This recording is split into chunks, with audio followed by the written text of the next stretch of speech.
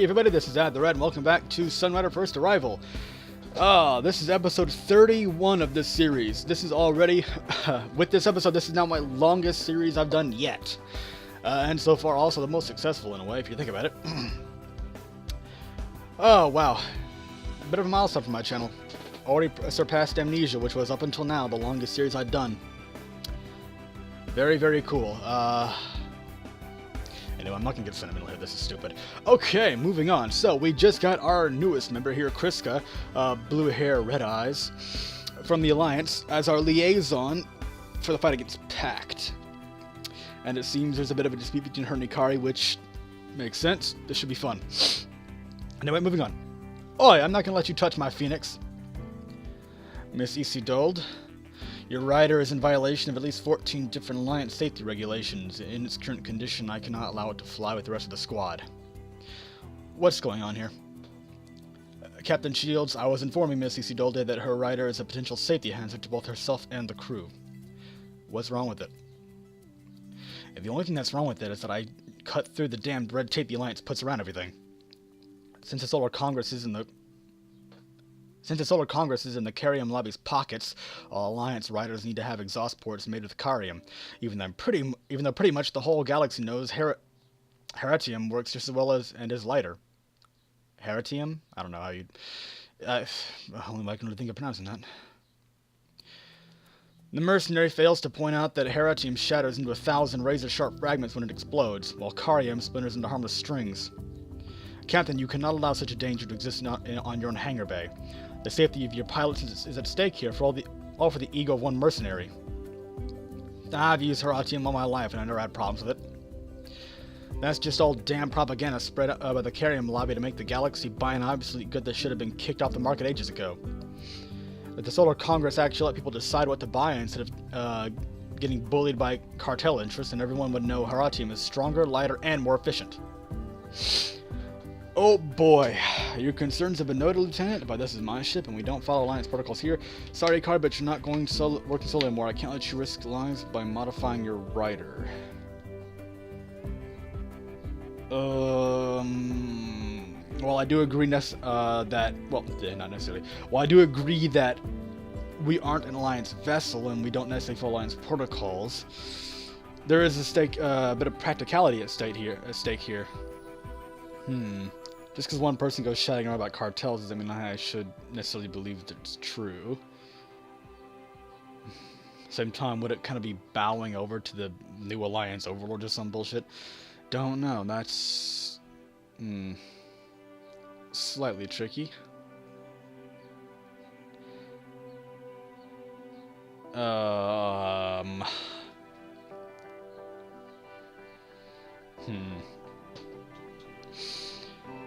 I think for practicality's sake, it might be best to go with option A here. Yeah. Wait. I meant B. My brain doesn't work right sometimes. Most of the time, actually, but,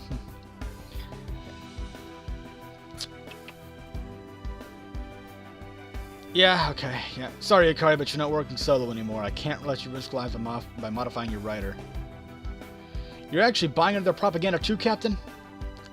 I'll have Chigara take a look at your rider, Ikari. I'm sure we can figure out a way to make it safe while still keeping its specs. It's fine the way it is, thank you. Is that how you respond to your superior officer, mercenary? She's a mercenary.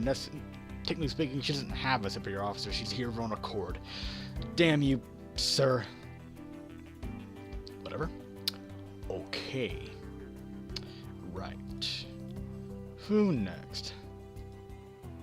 Oh, you two. Oh, it's the captain. Good evening, Captain. Our next battle will be the biggest one yet. How are you two holding up? Don't worry about a thing. Chigara and I will do our best. How about you, Chigara? Are you eating alright? It's a little hard digesting because I'm so nervous, but I think I'll be alright. No, Chigara. You gotta eat before a fight or else you're gonna run out of energy.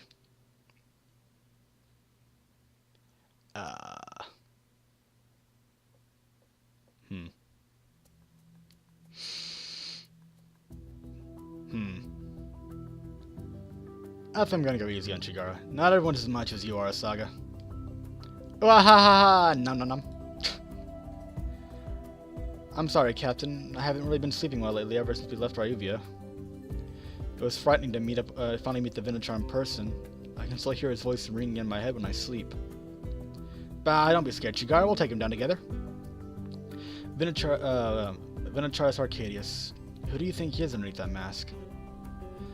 He was the former slave who led the PACT rebellion against the New Empire, right? I heard some rumors from my father's advisors. The man who claims to be Arcadius now might actually be a different person, though. I've heard of similar cases in other stories before, where you have a successive leader who hides their identity behind a mask or something. Possible, not sure. Ancient technology could have preserved him. Don't know. Why do you suppose he always wears that mask, Captain? It might be to make the Venuchar appear immortal. Even if Arcadius dies, someone else can just take up the mask and continue on as... ow, bit my tongue. And continue on as if nothing's changed. It's intimidating, isn't it? People fear the unknown. They certainly do at that. Or he hides behind a mask because he's scared. The mask can use body doubles and keeps his true identity a secret. Also true, that is. Well, I mean, also possible. I think the first option sounds the best here, but I'm not saying that's what I think it is, just that it's possible. This seems a little too assuming, really, for me. Yeah, it might be to make the Venuchar appear immortal. Even if Arcadius dies, someone else can just take up the mask and continue on as if nothing's changed. An immortal leader, huh? I remember, the ancient Ryuvian kings poured billions in researching immortality. Even though they couldn't succeed, the research led to some crazy breakthroughs for anti-aging facial creams. Eva might be interested. You wouldn't happen to have some now, would you? I think the last stores that were depleted decades ago. Still, I'd love to see just who's underneath that mask. I want to be the one to finally tear that mask off.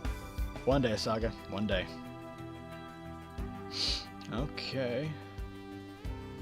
And now, Ava. Finish helping Soldier Girl move in? All done. By the way, I think you should take a look at this. I took the liberty of looking a bit deeper into her lieutenant's service records on the Alliance. And, well, I found a slight discrepancy. Her records indicate that she served on the Montesquieu 2 days before it was officially commissioned. It could have been nothing, but after what happened with Claude, I got Chigara to take another look at it. She discovered that the lieutenant's record had been wiped clean and then rewritten with new data. As far as Chigara can tell, she doesn't even think the Montesquieu is a real ship. Well, I mean, I've heard of artificial identities before for clandestine sake and so on. But going so far as to make up a vessel, that seems to be a bit of a stretch. So what are you saying? An ace pilot with a fake profile serving aboard a ship that doesn't exist? That sounds like something only Alliance Spec Ops would do. That sounds a bit risky, though, sloppy, even for Spec Ops, to make up a ship. That'd be kind of... I should have known. A new pilot's probably the Admiral's spy, sent here to keep tabs on us just in case. Doesn't look like the Alliance quite trusts you yet, does it? Want me to keep an eye out for her? Keep our guest on a short leash. If she does anything suspicious, tell me immediately. Or don't worry about it, we don't have anything to hide from the Alliance. We're going to have to learn to trust each other eventually. Yeah. Keep our guest on a short leash. If she does anything suspicious, tell me immediately. Understood, Captain. If she's much as sneezes suspiciously, I'll make a log of it. Alright.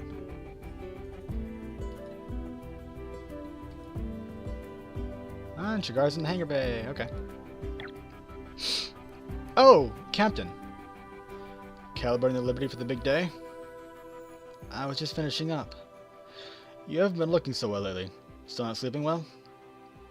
I'm sorry. I hope I won't be a burden during the battle. You're still the best engineer we've got. Get some rest.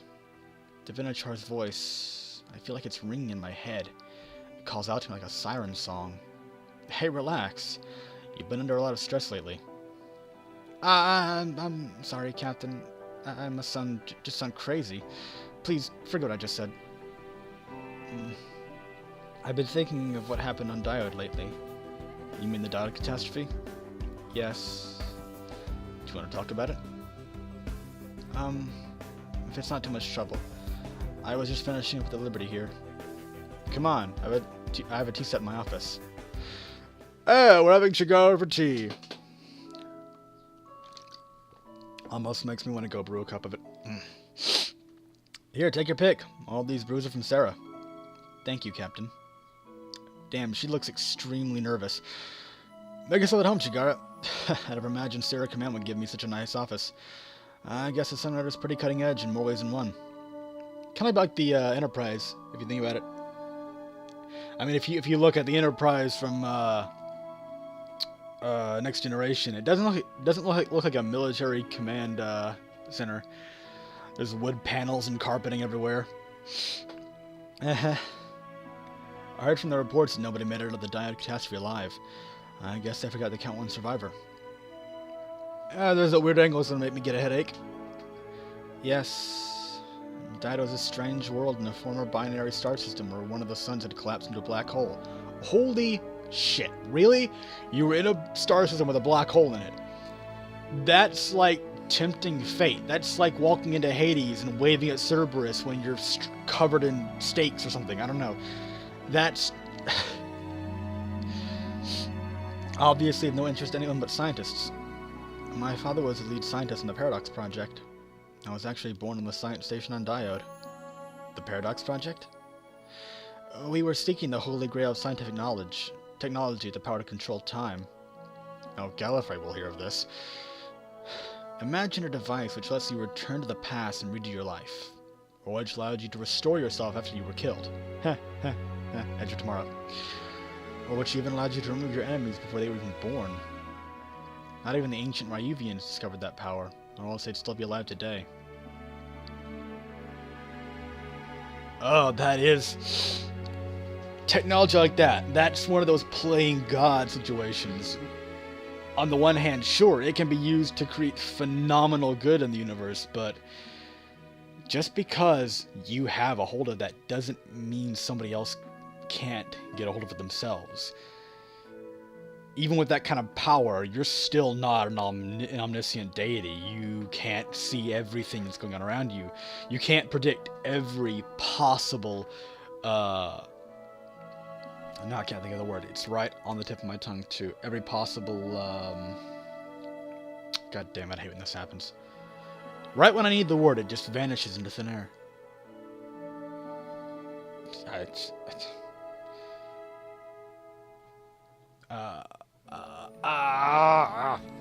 I'm gonna tear my hair out trying to think of it. Fuck. Whatever. Anyway, yeah, point being, you can't think of everything, or see everything anywhere, and see everything everywhere.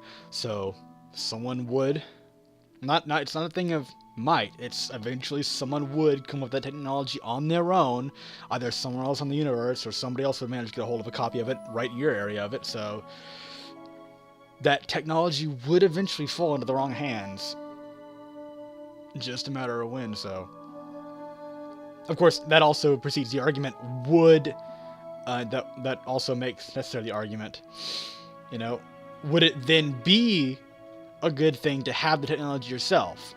I mean, sure, you could say, this technology's bad, let's not make it therefore, but then again, if somebody else does get a hold of it, you're going to want to have it yourself, because it gives you an edge of stopping them just as much as it gives them an edge of stopping you. You know, mutually assured destruction, in a way. Sure, having nuclear technology for weaponry is a bad thing, but as long as you have missiles, your enemies have to be aware of that. If they fire, you'll fire too, you know? So, I'm assuming this is going towards the absolute realm of saying technology that is dangerous, and we shouldn't make that ever. As in just saying, well, that's dangerous. As in, duh, it's dangerous. I don't think it's just a simple statement. I think it's more encompassing than that. Then again, this sounds a bit naive in a way. I don't know. I don't like absolutes when you're doing speech checks like this. I prefer to have more options, but whatever. So it's just a question of which one do I think is more fitting at the moment. Especially for how I'm kind of feeling about the character, too.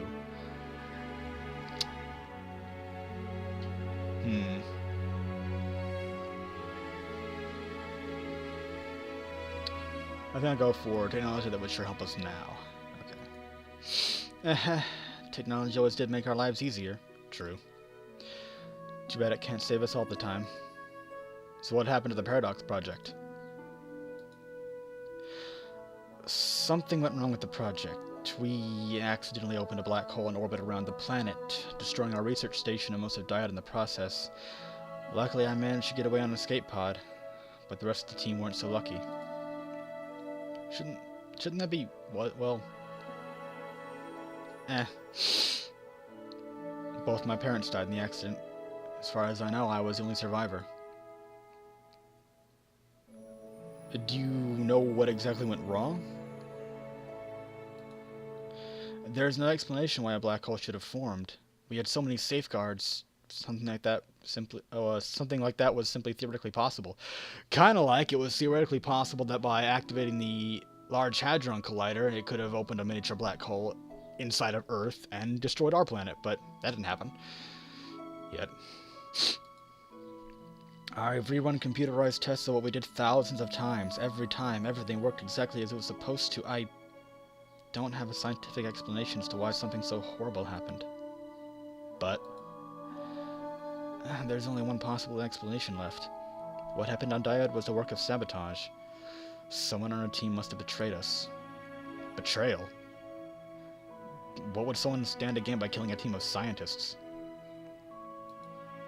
I don't know. I'm sorry, Captain. I'm just rambling again. I've thought about what happened so many times. Our calculations, they were so perfect. There's no way we... Keep searching, Chigara. Black holes don't just pop up and swallow planets for no reason. There's gotta be a cause.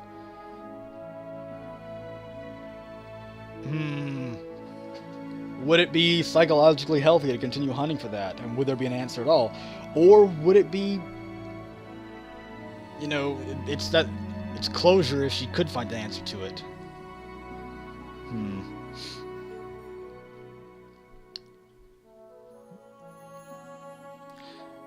Keep searching, Chigara. Black holes don't just pop up and swallow planets for no reason. There's got to be a cause. Yes, Captain.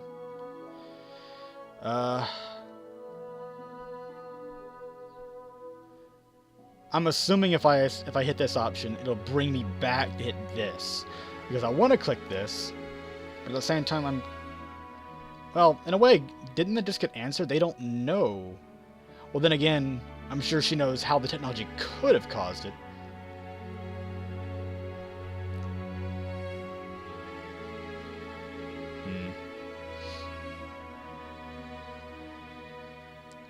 Not sure I want to risk skipping this, so I'll just forego that. I don't really need to hit the specifics of the technology. I'm sorry to hear that. The accident must have been tragic. God damn it, Brumok, you asshole! Yeah, herp derp, you... Yes. I never want to see the people around me die again. I'll do my best to protect this ship. Of course, Chigara. We'll do everything in our power to make sure nobody else has to die. Yes, Captain. I'm counting on you. You look so goddamn nervous. The tea was delicious. Really? My sister got them for me. Awkward silence is awkward. I'm feeling better now. Really, because you don't look it. I'm glad to have you as our captain. I'll try not to let you down. Thank you for having me over. You must have other matters to attend to. It was my pleasure, Chigara. You can knock on my door anytime you need me. Maybe I will. Goodbye. Oh, now we got serious business music. We have one more scene here and then a story scene. But we'll get to that next time. So yeah, see you later.